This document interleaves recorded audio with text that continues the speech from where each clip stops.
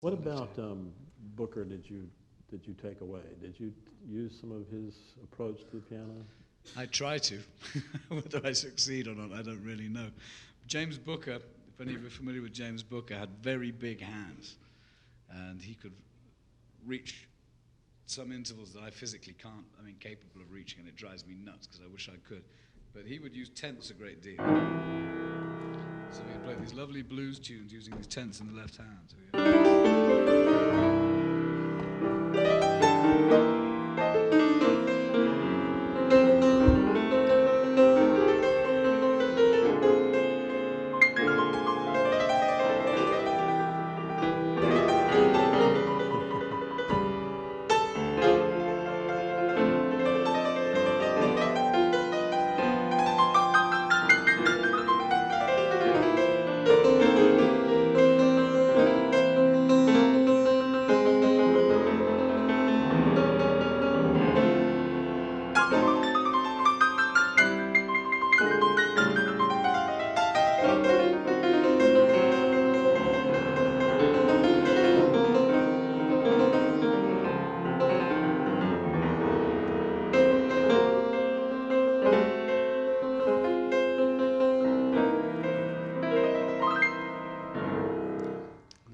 Sounds pretty good to me.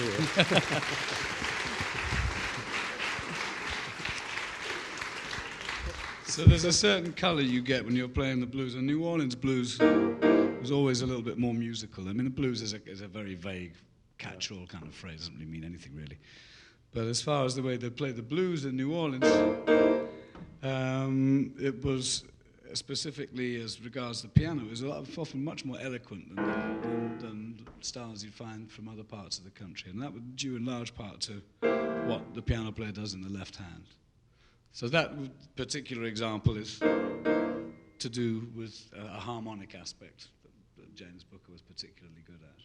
Well, most of the people in the room are musicians in some sense or another. You want to talk about that in more detail? So in what way is it harmonically distinctive? As far as New Orleans music is concerned, in the left hand? Yeah. It's not just the bass part. No, it's not just a bass part. With James Booker, and you look at Jelly Roll Morton too, the bass is the left hand is very, very important. It's important in any kind of piano music. Not necessarily more important in New Orleans music, but at least with somebody like James Booker or Mac Rebennack,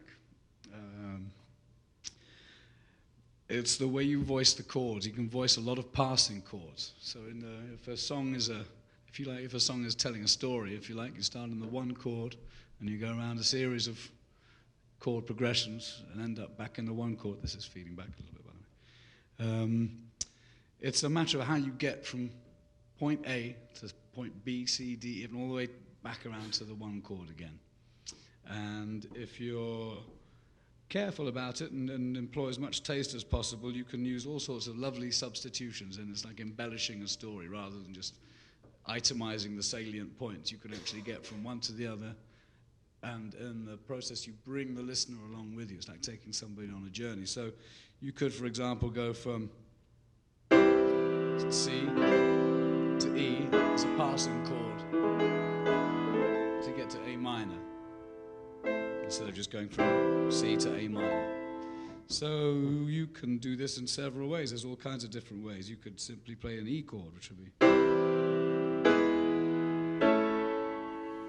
in its most simple form, is a bit ugly. Or you could do it like this. You could go.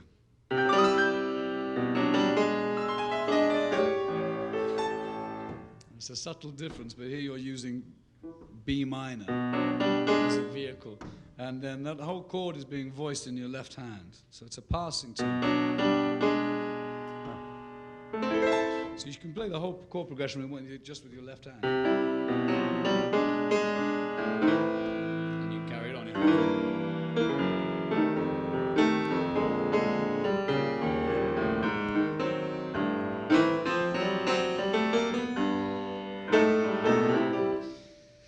So you can do all this stuff in the left hand. Of course, the left hand doesn't necessarily just play by itself. Everything complements everything else. But if you're careful in the left hand, you can set up a nice bed and tell the story, and then your right hand is free to play solos and embellish and put the icing on the cake.